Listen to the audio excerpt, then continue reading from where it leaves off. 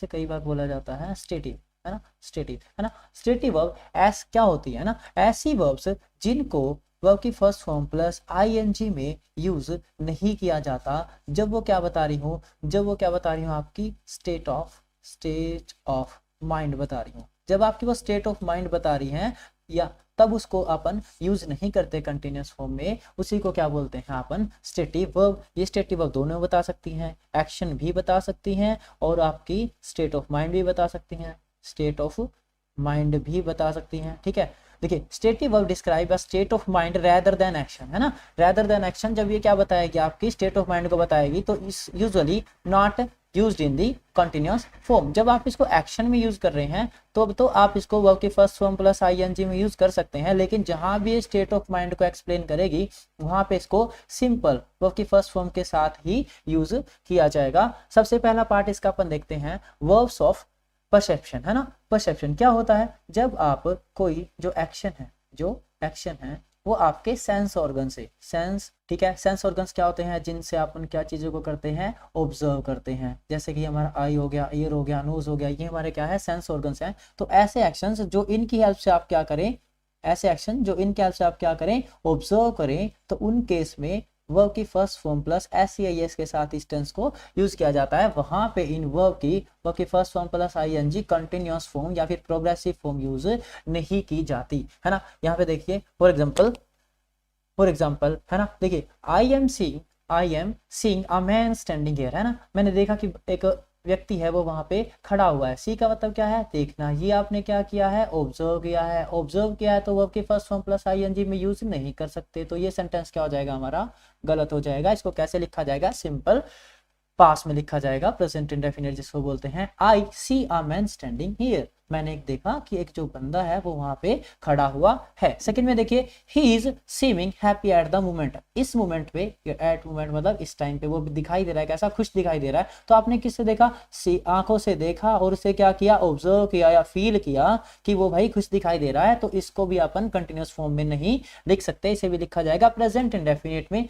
He seems happy at the moment, वो क्या दे रहा है, खुश दिखाई दे रहा है, सही है। अब देखो एक मैंने क्या बताया, जो आपकी स्टेटिव वर्ब है एक्शन भी बताएगी और क्या बताएगी, एक्टिविटी बताएगी। एक्टिविटी मतलब एक स्टेट ऑफ माइंड को बताएगी। तो यहाँ पे देखो, दिस कॉफी टेस्ट डिलीशियस, ये जो कॉफी है कैसी है ना, इसका टेस्ट कैसा है, डिलीशियस है ना, डिलीशियस है मतलब स्वाद है, ठीक है, सही है। क्या है ये, किस तरीके की क्या है, आपका आपने ऑब्जर्व की है ये चीजों को, है ना, आपने टेस्ट किया और उसे ऑब्जर्व किया, ये तो कैसा है भाई, ये तो टेस्टी है ना। Second one is look the chef is testing the soup, है ना, जो वो आपका शेफ है वो क्या कर रहा है, एक्शन कर रहा है, कैसा कि टेस्ट कर रहा है उस सूप को, है ना। तो ये उसकी क्या है, एक्टिविटी है, ये उसका क्या है, एक्शन है, जो आपका किस फॉर्म में लिखा गया है, कंटिन्यूअस फॉर्म में लिखा गया है। अगर आपका जो सेंटेंस है ना, वो क्या है, कोई एक्शन को डिनोट कर रहा है, तो उसे आप कंटिन्यूअस फॉर्म में लिख सकते हैं। अगर वो क्या दिखा रहा है, आपके परसेप्शंस दिखा रहा है, तो उसे आप कंटिन्यूअस फॉर्म में नहीं लिख सकते। उसे कैसे लिखते हैं अपन, जी प्रेजेंट इन डेफिनेट में उसको लिखते हैं। Do you see any problem with that, क्या तुम्हें इसके साथ कोई दिक्कत लग रही है क्या, है ना। ये क्या बता रहा है, एक आपकी स्टेट बता रहा है कि भाई तुम इसे देखो, है ना, और इसे देखो, ऑब्जर्व करो और अपना क्या दो, ओपिनियन दो। ओपिनियन है तो इसे कैसे आप ऑब्जर्व करके ही बता सकते हैं, तो हमेशा वर्ब की फर्स्ट फॉर्म प्लस ईएस के साथ ही मतलब प्रेजेंट इंडेफिनिट में इसको यूज करेंगे।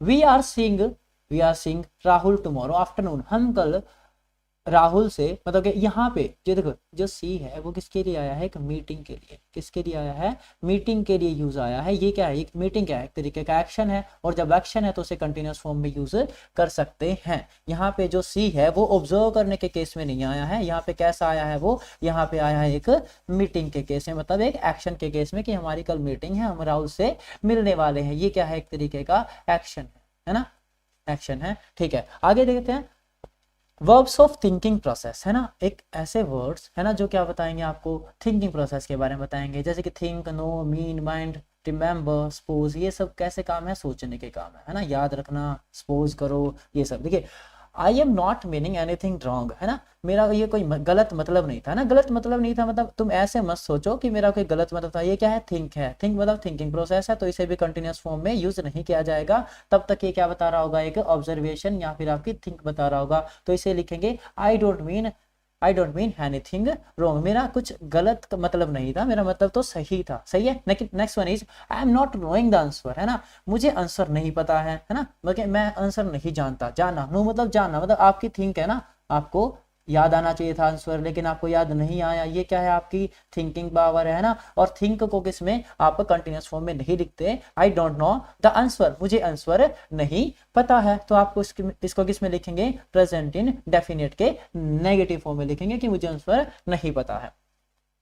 ओके आगे देखते हैं पोजेशन, है ना। पोजेशन क्या होता है, owing the things, owing something, owing something. अगर मैं आपको बोलूं कि this is my pen, this is my pen, ये किसका पेन है, मेरा पेन है। ये वर्ड मुझे क्या बता रहा है, ऑन बता रहा है, तो ये क्या है, पोजेसिव, पोजेसिव प्रोनाउन है। वो जो हम अगला चैप्टर होगा आगे डिस्कस करेंगे उनमें हमारा प्रोनाउन भी, ये क्या है, हमारा पोजेसिव प्रोनाउन है, जो मुझे क्या बता रहा है, मेरी पोजेशन बता रहा है कि मेरे पास क्या है। तो ऐसे वर्ड्स जो आपके क्या बताएं, पोजेशंस को बताएं, जैसे कि ऑन, हैव, बिलोंग, है ना, किसी से वो ये किससे बिलोंग कर रही हैं चीजें, किसकी हैं, ये किससे संबंध रख रही हैं, है ना। पोजेस करना, कंटेन करना, है ना, हाउ मच वाटर कंटेन, है ना, इन दिस पॉट, कि इसमें कितना पानी है, ये सब चीजें ये क्या कर रही हैं, चीजों को पोजेस कर रही हैं। और ऐसे वर्ड जो पोजेस होने की सेंस देते हैं उनको कंटिन्यूअस फॉर्म में फिर अपन नहीं लिखते। देखिए he is owning a car, ये किसकी कार है,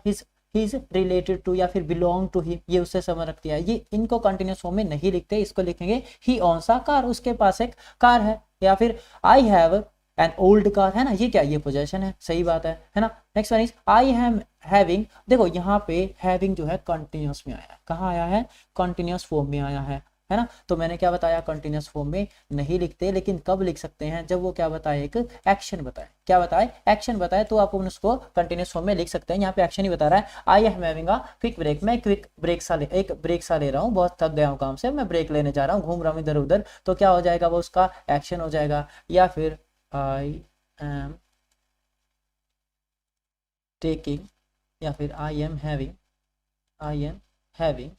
अ क्विक नैप, है ना, मैं क्या कर रहा हूँ, एक झपकी ले रहा हूँ, थोड़ी सी सोने की झपकी ले रहा हूँ, बहुत ज्यादा थक गया हूँ चीजों को। तो यहाँ पे चीजें क्या बता रही हैं, एक्शंस को बता रही हैं। जब चीजें एक्शंस को बता रही होती है वहां पे आप चीजों को कंटिन्यूअस फॉर्म में लिख सकते हैं। अगर वो आपको क्या बता रही हैं, परसेप्शन बता रही है, थिंकिंग प्रोसेस को बता रही है, तो वहां आप उसको किससे लिखते हैं, सिंपल प्रेजेंट में लिखते हैं। कुछ जनरल केस जहाँ पे वर्ब्स यूज होती हैं, जैसे कि देखिए look, same, appear, effect, resemble, course, require, ये सब क्या है, देखिए लुक, सी से आप ये देखोगे, आंखों से तो देखोगे, सीम ऐसा दिखाई देना, है ना, ऐसा प्रतीत हो रहा है, अपीयर भी दिखाई देना, इफेक्ट मतलब उससे प्रभावित। देखिए she is appearing to be lost, ऐसा लग रहा है कि वो खो गया है ना, ऐसा लग रहा है वो कहीं पे खो गया है। देखो देखा आपने, सी आंखों से देख के उसे क्या किया है, ऑब्जर्व किया है, वो इधर उधर घूम रहा है ना, पागलों की तरह, तो वो शायद खो गया है ना, वो क्या हो गया, खो गया। तो आपने ऑब्जर्व किया है, तो इसे आप कंटिन्यूअस फॉर्म में नहीं लिख सकते, इसे लिखेंगे she appears to be lost, ऐसा लग रहा है कि वो शायद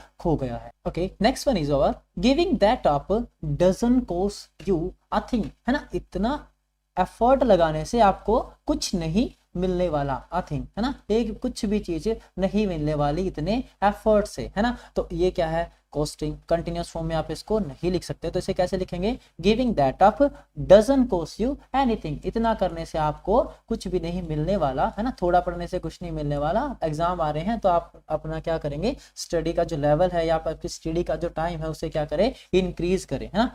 okay okay next one is over, this bird resembling a parrot, ये जो बर्ड है वो पैरट की तरह दिखाई दे रहा है, रिजेंबल, है ना, रिजेंबल मतलब आपने आंखों से क्या क्या होगा, उसका परसेप्शन क्या होगा, दे ऑब्जर्व किया होगा भी कैसा कैसा वो दिखाई दे रहा है, तो उसे आप कंटिन्यूअस फॉर्म में नहीं लिखते, उसे कैसे लिखते हैं आप, इंडेफिनिट में, प्रेजेंट इंडेफिनिट में, that bird resembles a parrot, ये जो बर्ड है कैसा दिखाई देता है, एक पैरट की तरह दिखाई दे रहा है। Okay next one is verb expressing feeling और स्टेट ऑफ माइंड, एक ऐसे वर्ब जो आपके क्या बताएं, स्टेट ऑफ माइंड को, स्टेट ऑफ माइंड को क्या करें, एक्सप्लेन करें, उसी को उसको क्या हम कंटिन्यूअस फॉर्म में नहीं लिख सकते। देखिए I am loving my parents, मैं अपने पेरेंट्स से बहुत ज्यादा प्यार कर रहा हूं, नहीं, लविंग है ये एक सेंस है, तो इसे सिंपल प्रेजेंट में लिखा जाएगा, आई लव माई पेरेंट्स, मैं अपने माता पिता से बहुत ज्यादा प्यार करता हूं। या फिर शी इज लाइकिंग यू, क्या वो तुम्हें पसंद करती है? नहीं, या तो आपको वो आपको पसंद करती होगी या तो फिर नहीं करती होगी, यही तो सेंस रहेंगे। पसंद कर रही है ऐसा तो कोई सेंस नहीं बनता। तो इसीलिए इन वर्ड को कैसे लिखते हैं? सिंपल प्रेजेंट में शी रियली लाइक्स, वो आपको क्या करती है? पसंद करती है।